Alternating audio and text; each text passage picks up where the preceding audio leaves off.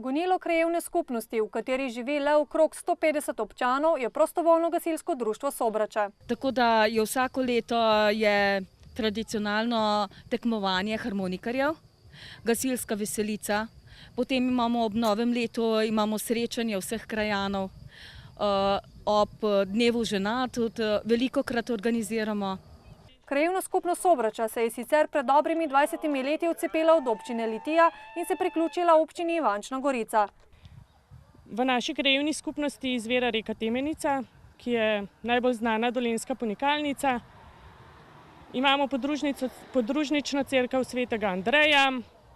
V zgodovinskih virih se velikokrat omenja tudi Pintorjeva oziroma Čagoška kapelica.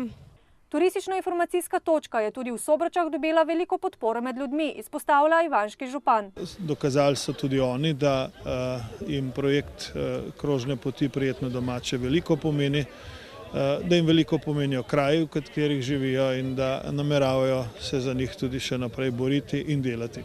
S tem so uradno odprli tudi krožno pot po vseh infotočkah, ki se začne in konča v Ivančni Gorici, dolga pa je 88 kilometrov.